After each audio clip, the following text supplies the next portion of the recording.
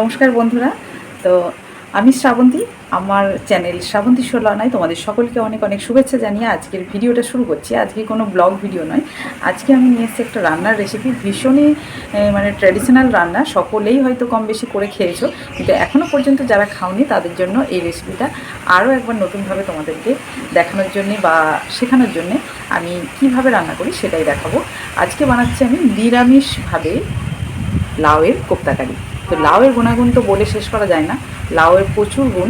লাউ হচ্ছে একটা ওয়াটার বেস ভেজিটেবলস। তো লাউয়ের মধ্যে ভিটামিন এ, বি, সি সব কিছু ভরপুর মাত্রায় আছে। পটাশিয়াম, ক্যালসিয়াম, ফসফরাস খুব ভালোভাবে পাওয়া যায়। লাউ খেলে শরীর যেমন ঠান্ডা থাকে, লাউ তোমাকে ওজন নিয়ন্ত্রণ রাখতেও লাউ ভীষণভাবে কার্যকরী। যারা ডায়েটে আছো তারা তো লাউ খেতেই পারো, মানে খেতে পারো মানে কি, খাওয়াটা উচিত।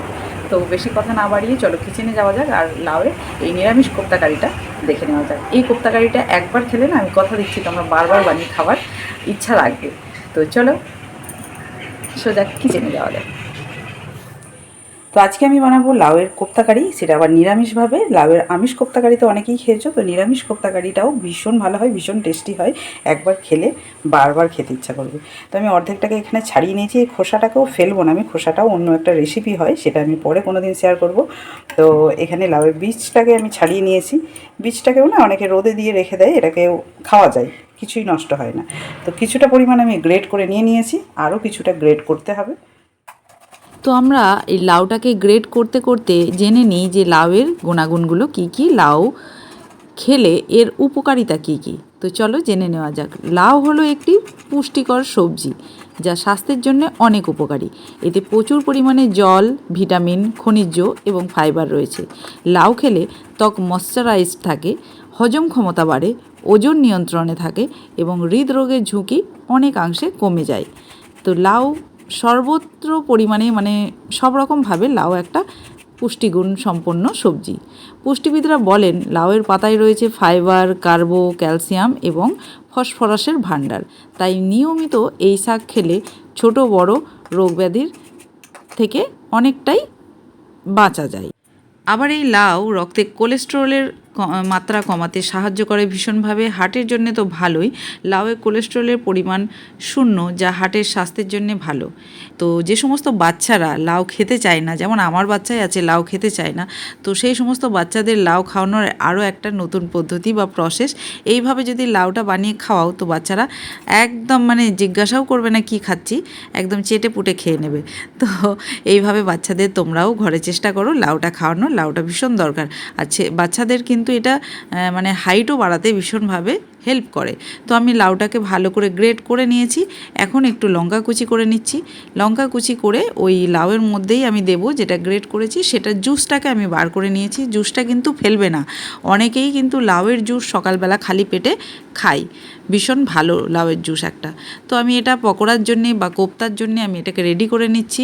জুসটাকে ভালো করে একটা পাত্রে বার করে নিয়েছি। তারপরে সেই লাউয়ের মধ্যেই একটু জোয়ান দিয়েছি, নুন দিয়েছি, বেসন দিয়েছি, আর লঙ্কা কুচি দিয়েছি, আর হচ্ছে তোমার অল্প অল্প একটু মশলাও দিয়েছি। যেমন এখানে দিয়েছি একটু শুকনো লঙ্কা গুঁড়ো, জিরে গুঁড়ো, একটু ধনে গুঁড়ো। তো সমস্ত কিছু দিয়ে ভালো করে একটু মিশিয়ে নেব। সাথে একটু গোটা জিরেও দিয়ে দিলাম, খাবার সময় মুখে পড়লে না বেশ ভালো লাগে। তো সব কিছু দিয়ে ভালো করে এটাকে মেখে নেব। মেখে এবার গরম গরম মানে পকোড়ার আকারে ভেজে নেবো এটাকে। তো কড়াই বসাতে হবে। তো এটা প্রায় আমার মাখা শেষ। যদি তোমাদের কাছে বাড়িতে ধনেপাতা থেকে থাকে অবশ্যই ধনেপাতা কুচি করে এতে দেবে, খুব ভালো লাগে টেস্টটা। তো ওদিকে আমার পকোড়ার জন্যে মণ্ডটা বানানো হয়ে গেছে। এখন আমি 2টো টমেটো নিয়েছি। টমেটোগুলোকে রাফলি চপ করে পেস্ট করে নেব। একটু আদা, একটু কাঁচা লঙ্কা আর একটু হচ্ছে টমেটো। যেহেতু এটা নিরামিষ হচ্ছে তাই পেঁয়াজ রসুনের কোনো গল্পই হবে না এখানে।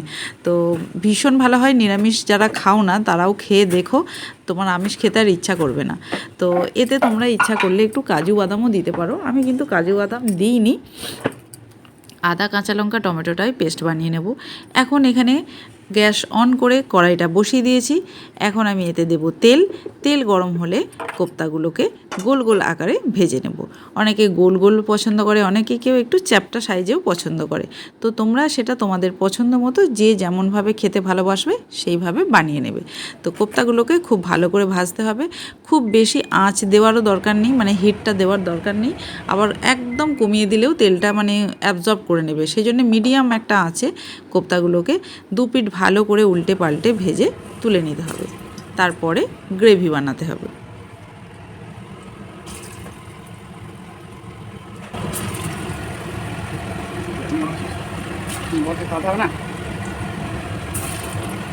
তো বন্ধুরা, এখন দেখতেই পাচ্ছ আমার কোপ্তাগুলো এক সাইড ভাজা ভাজা হয়ে গেছে। এখন এটাকে খুব আলতো হাতে খুন্তির সাহায্যে এটাকে উল্টে অন্য পিঠটাকেও ভালো করে ফ্রাই করে নেব। খুব ভালো করে ভাজা না হলে কোপ্তাগুলো কাঁচা থেকে গেলে ভালো লাগবে না খেতে। তো মোটামুটি দেখো আমার কোপ্তাগুলো এখন হয়ে গেছে। তো এখন একটা বোলের মধ্যে তুলে নিচ্ছি। তুলে নিয়ে আমি এবার গ্রেভিটা বানাবো। যে তেলটা আছে সেই তেলের মধ্যেই আমি মশলাটা অ্যাড করব, কেননা এতে একটু তেলটা বেশি লাগে, না হলে অতটাও টেস্ট আসে না। তো সেই তেলের মধ্যেই আমি গোটা গরম মশলা ফোড়ন দিয়ে দিয়েছি, তেজপাতা, শুকনো লঙ্কা, একটু গোটা জিরে, আর হচ্ছে তোমার ওই গোটা গরম মশলার মধ্যে রয়েছে একটু এলাচ, একটু দারচিনি, আর একটু লবঙ্গ। বাস এইসব দিয়ে ভালো করে একটু নেড়ে নিয়ে তেলটা হয়ে গেছে। তো এখন এতে আমি যেটা অ্যাড করব সেটা হলো মেন ইনগ্রিডিয়েন্টস, এই কোপ্তা কারির রহস্য। তো এতে আমি এখন দিয়ে দিলাম বড় বড় 2 চামচের বেসন। এই বেসনটাই কিন্তু দারুণ একটা দুর্দান্ত টেস্ট নিয়ে আসবে এই কোপ্তা কারিটার মধ্যে। তো ভালো করে ওই তেলের মধ্যেই বেসনটা ভেজে নিলাম। একটু ফেনা ফেনা হবে, কোনো ব্যাপার না। ওটা ভাজা ভাজা একটু হয়ে এলে তখন এবার যে মশলাটা আমি পেস্ট করে রেখেছিলাম সেই মশলাটা এখন দিয়ে দেব, যেটার মধ্যে আদা, কাঁচা লঙ্কা আর হচ্ছে টমেটো ছিল। তো সেটাকে খুব ভালো করে কষিয়ে নেব। আর এর সঙ্গে আমি শুকনো কিছু মশলাও অ্যাড করব। তো চলো মশলাগুলো অ্যাড করে নেওয়া যাক। একটু দেব হলুদ গুঁড়ো, একটু লঙ্কা গুঁড়ো, একটু জিরে গুঁড়ো, আর একটু ধনে গুঁড়ো। তো এই সব কিছু দিয়ে আর একটু জল অ্যাড করে, সামান্য একটু জল অ্যাড করে, যাতে মশলাটা পুড়ে না যায় বা নিচে লেগে না যায়, দিয়ে ভালো করে কষিয়ে নেব। তেল ছাড়া শুরু করে দিয়েছে। এখন এই পর্যায়ে আমি এখন এতে দেব নুন। প্রয়োজন মতো স্বাদ মতো নুন দেবে তোমরা, আর একটু ব্যালেন্স করার জন্য চিনি। তো নুন চিনির পরিমাণটা সম্পূর্ণ নিজেদের ওপর, আর ঝালের পরিমাণটাও। সব কিছু দিয়ে আরও একবার ভালো করে নাড়িয়ে নেব। নেড়ে এখন আমি এতে একটা জিনিস, আরও একটা ইনগ্রিডিয়েন্টস অ্যাড করব। সেটা হলো আমার ঘরে যেহেতু আমি সংরক্ষণ করে রেখেছিলাম মটরশুঁটিটা, তো মটরশুঁটিটা এতে আমি এখন অ্যাড করব। দারুণ ভালো লাগে মটরশুঁটিটা এর সঙ্গে দিলে এই সময়। তো মটরশুঁটি অ্যাড করার আগে দেখো মশলাটা কত সুন্দরভাবে কষা হয়ে গেছে, আর তেলটাও খুব ভালোভাবে ছেড়ে দিয়েছে। তো এই পর্যায়ে বোঝাই যায় যে আমার রান্নার মশলাটা খুব ভালোভাবে কষানো হয়ে গেছে। কাঁচা গন্ধ বেরোনোর আর কোনো চান্স নেই। তো এখন আমি এই দেখো মটরশুঁটিগুলো অ্যাড করে দিলাম। তো মটরশুঁটিটা মানে আমার সারা বছরের জন্য আমি সংরক্ষণ করে রাখি। এটার ভিডিও আমার মানে কি চ্যানেলে রয়েছে, তোমরা যদি চাও অবশ্যই দেখে নিতে পারো। সেখানে কিভাবে তোমরা শীতকালীন এই মটরশুঁটির স্বাদ সারা বছর পেতে পারো, সেটার সহজ সিম্পল ট্রিক্স বলতে পারো আমি রেখে দিই এইভাবে সারা বছরের জন্য। তো এবার দেখো জলটা দিয়েছি, জলটা যখনই ফুটে উঠবে তখন এই কোপ্তাগুলোকে এর ঝোলের মধ্যে তোমাকে অ্যাড করে দিতে হবে। দিয়ে এটাকে কিছুক্ষণ ফুটতে দিতে হবে। খুব বেশিক্ষণ সময় লাগবে না, যেহেতু কোপ্তাগুলো ভাজাই রয়েছে। আর এখানে আমি এখন অ্যাড করছি বেশ কিছুটা কসৌরি মেথি। দারুণ একটা গন্ধ আসে মেথিটা দিলে। যারা পছন্দ করো না তারা স্কিপ করতেই পারো, এটা কোনো বাধ্যতামূলক নয়। আর নামানোর আগে অবশ্যই একটু ঘি গরম মশলা দিয়ে এটাকে নামিয়ে নিতে হবে।